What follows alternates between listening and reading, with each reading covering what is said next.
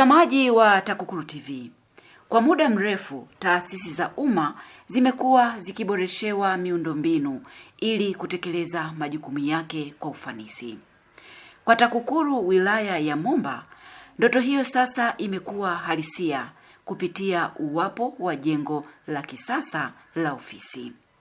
Agosti 10 mwaka huu 2026, mkurugenzi mkuu wa TAKUKURU Bwana Crispin Chalamila alizindua jengo la TAKUKURU Momba na kueleza kuwa jengo hilo litaongeza ufanisi wa utendaji na kuimarisha huduma zitakazotolewa kwa wananchi. Katika wilaya hii ya Momba tumefanya upendeleo kidogo, kwani pamoja na kuwajengea jengo jipya la ofisi, vile vile tumewajengea nyumba 6 za makazi ambazo zitatumiwa na familia 6 za watumishi wa TAKUKURU waliopo katika wilaya hii. Mujibu wa kumbukumbu za taasisi yetu ya TAKUKURU, wilaya ya Momba ndio wilaya ya kwanza kubahatika kujengewa nyumba za makazi ya watumishi. Hivyo watumishi wenzangu wa TAKUKURU wilayani Momba, hongereni sana. Uwezeshaji huu umetuwezesha kujenga majengo ya ofisi za TAKUKURU katika mikoa na wilaya, hivyo kuwapatia watumishi wetu mazingira bora ya utendaji kazi, lakini pia kutoa huduma bora kwa wananchi ambao tumepewa dhamana ya kuwahudumia. Nitumie fursa hii kumwahidi Mheshimiwa Rais kwamba tutaendelea kuchapa kazi kwa juhudi na weledi na kamwe hatutamwangusha. Jengo hili si tu mahali pa kufanyia kazi kwa watumishi wa TAKUKURU, bali ni sehemu ya kujenga taswira mpya ya uwajibikaji kwa wananchi wa wilaya ya Momba. Wilaya ya Momba kuipelekea jengo la ofisi, lakini vile vile nyumba za watumishi. Ni matumaini yetu kwa kufanya hivyo mtakuwa mmesogeza sana huduma ya TAKUKURU kwa wananchi. Jengo hili linatarajia kurahisisha utoaji wa huduma kwa wananchi, kuongeza ufanisi kwa watumishi na kuweka mazingira rafiki ya utekelezaji wa majukumu ya kuzuia na kupambana na rushwa. Binafsi siku ya leo nimefurahi sana kuwepo kwa sherehe hii ya uzinduzi wa jengo la TAKUKURU. Kwa kweli tulikuwa tunatumia umbali mrefu sana kwenda kupeleka kero zetu au kupata elimu ya TAKUKURU.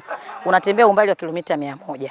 Lakini kwa sasa tumefikiwa, jengo liko hapa hapa halmashauri ambako ni jirani kabisa na sisi wakazi wa Tindingoma, kiasi kwamba limetunufaisha sana. Tukitaka elimu, tukitaka kuwa na kero yoyote, maswali yote kuuliza, basi tunafika kwa urahisi.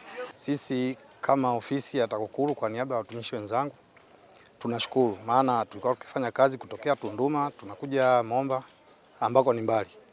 Lakini baada ya ujenzi wa hiyo ofisi tumekuja wilayani hapa Momba tukiendelea kutekeleza majukumu yetu kwa wepesi zaidi.